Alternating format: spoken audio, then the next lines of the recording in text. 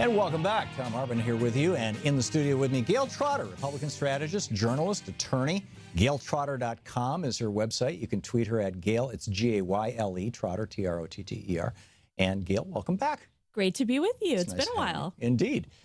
So is fat shaming part of Donald Trump's cruel new America? I mean, you know, he's gone after, you know, Miss Universe and called her Miss Piggy and said that because she's Hispanic, he used to call her Miss Housekeeping. This is pretty awful stuff. Well, it's interesting because we look at this debate, and I think a lot of, we were talking about this Atlantic piece that kind of is trying to put this narrative out there that Trump is cruel.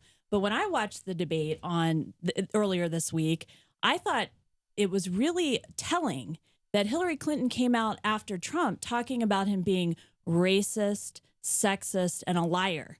I think it's cruel. It is bullying to call someone a racist, a sexist, and a liar. So if you want to if they're actually a racist, a sexist, and a liar. Right, but he's not. He's not. He's not. So, no. So it is cruel. You're here to defend Donald Trump, really? Oh, absolutely. Absolutely. Wow. And it is very hard to go out onto a debate stage. I know this as a conservative commentator. Thank you, commentator. That when you go out onto a stage and someone calls you a racist, a liar, or sexist, even if you're a female, then it is very difficult. It is bullying. It's saying, I don't care about your solutions for this country. I don't care about all the people who are supporting you, who turned up in the Republican primaries. It's completely negating anything, any message that candidate has to say. So Donald Trump's father was arrested in the 1920s in a KKK riot. His father. I know. You can't. No, I think that's illegitimate. I haven't finished the sentence here, Gayle. I don't want to be blamed for everything my relatives have done. No, neither do I. Nor would you. Right. So how is that fair? His father's company was essentially what he was running and helping to run. He and his father were charged in the early 70s by the federal government with racial discrimination. I mean, and again, like I said, his father was arrested back in I think it was the 1920s. So we're talking about the 1920s. So Hillary Clinton comes on stage and calls him a racist, a liar, and a sexist, not based on any facts. You're talking about the 1920s and the 1970s. Right, and the 70s he was still running his business that way. Fred Trump was, and apparently Donald was too, because they were both sued by the federal government for racial discrimination. That's not fair. I represent a lot of small businesses, and small businesses get sued by the federal government all the time. Who writes C on the application of every person of color? If I were Hillary Clinton, I wouldn't be talking about C and not knowing what C means when she was First Lady, Secretary of State, Senator, and she didn't know C meant classified.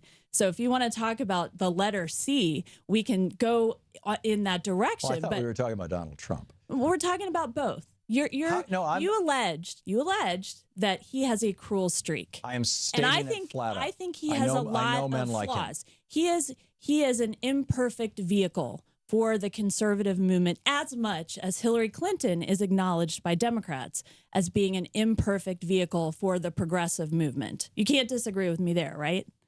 Not entirely, but I think that she's doing damn well. She's doing damn good. And I would say the same about Trump, because he has brought to light the very critical issues that conservatives care about. You're just saying this because you're worried about the Supreme Court, aren't you?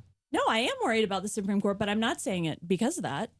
I mean, you actually believe that Donald Trump is not shouting, is not cruel. Yeah, sure. Of course not. I think Hillary Clinton going on the debate stage and calling Donald Trump sexist, racist, and a liar was cruel. So a man who brings a camera crew in to watch Miss Universe working out and calls her Miss Piggy and calls her Miss Eating Machine on live television in front of the world, in front of her, and calls her housekeeping because she's Latina. That is not racist. That is not cruel. No. That is not sexist. It's not racist. It's not cruel. And it's not How do you sexist. define racist? And it upsets me that in this presidential election, that the leftist media and Hillary Clinton are allowed to elevate that type of bullying argument against Donald Trump. Well, maybe they want to avoid terms that we don't understand. What do you mean by racist? If you're saying, what do you mean by racist? Well, what I mean by racist is somebody who is using race as as a means to harm another person to their benefit, broadly speaking. I mean, that would be my definition. I would say racist. I think there are people who are racially aware, but people who are not colorblind. Nobody's colorblind. No, Martin Luther King advocate. I just drove past his monument on my way to this building, and he had a view of America as being colorblind. And I think that's something that Donald Trump advocates when he goes to the inner cities and he speaks to the African American community, and he says, you have been under Democratic control for decades, and your condition has not improved. You should take a chance on me because I'm a successful businessman. I understand what it takes to turn around difficult places, to build things out of nothing. Take a chance on me. If Donald Trump had taken his inheritance and put it in an S&P fund, he'd be worth $20 billion right now. Instead, he's worth $3 billion. Donald Trump is not a successful businessman. We're simultaneously criticizing him for being successful and for not being successful enough. I haven't. So which is it? He's not a successful businessman in my mind, and he's a con man, and he's a racist and a misogynist and a sexist.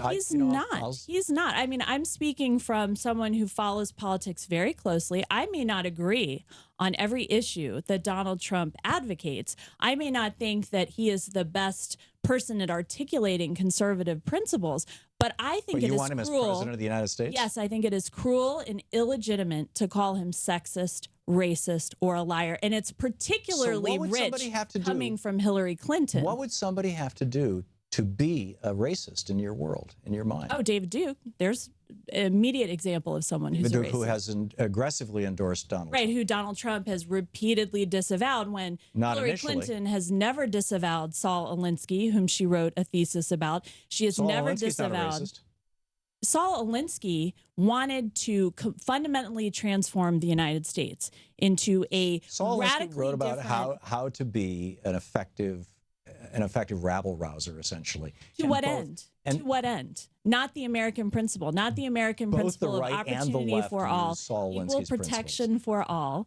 And I think when we are contrasting the character of Donald Trump with the character of Hillary Clinton, Donald Trump is clearly superior to Hillary Clinton. Clearly. How? He's never governed anything. He's just run a hustle. Look at the people at Trump University. They got totally screwed. I mean, it was just his steaks failed, his vodka failed, his hotels have failed. He's in a battle right now with the Culinary Workers Union in Las Vegas. Just that's what happens to businessmen. I mean, you could say, all right, well, Hillary Clinton, when she was Secretary of State, had the first ambassador who was killed in 30 years. She didn't have success as Secretary of State. And Donald Trump hit her on that repeatedly in the debate. He said, you've been in office or in politics, in thought leadership positions in the political world for 30 years. You have nothing of an accomplishment to show for it. Hillary Clinton had nothing to do with Chris Smith. Oh, you don't even know his name. Yeah. That is so sad. Well, do you know the what was it, 33 Benghazis that happened under George W. Bush's rule? There have been terrorist attacks since the 1970s. Well, actually before that, but we really got involved in it in the 1970s. And we have seen, even under George Bush, as a conservative, I would admit this, even under the George Bush presidency, we got away from combating radical Islamic terrorism. Donald Trump has reversed that. He calls radical Islamic terrorism by name. He has a plan to eradicate it. And unlike Hillary Clinton, who thinks that she can put her plan to eradicate ISIS, Al-Qaeda, Al-Nusra, all of those groups on a website and that be effective. This is PolitiFact. Prior to Benghazi, there were 13 attacks on embassies and 60 deaths under President George W. Bush.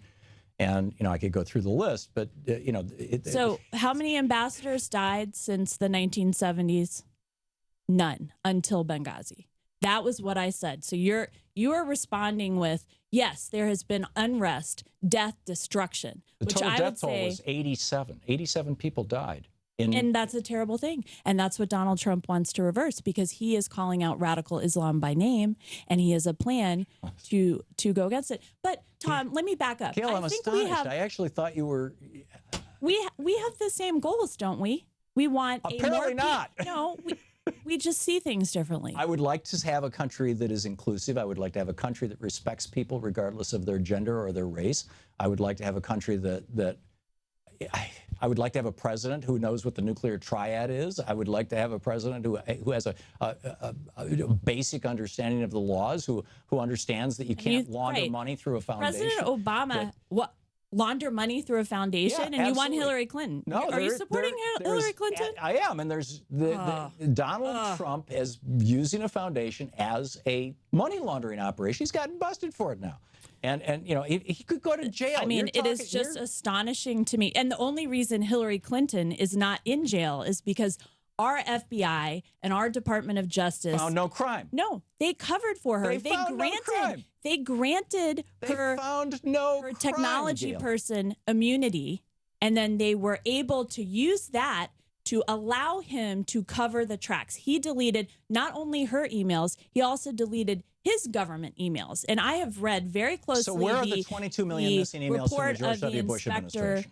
The report of the Inspector General. Where are George W. Bush's emails? Where are Dick Cheney's emails? Where are Alberto Gonzalez's emails? Where are Colin Powell's emails? They're all deleted. 22 million Bush emails that were on the GWB43.com server, a private server that George W. Bush had set up for him and Dick Cheney and Alberto Gonzalez and what's his name, the Secretary of Defense, and the Secretary of State to use privately out of Tennessee, and it got deleted. This is far bigger scandal than anything Hillary Clinton was involved in, but it doesn't conform to the Fox News right-wing outrage machine. Oh my God, my hair's on fire.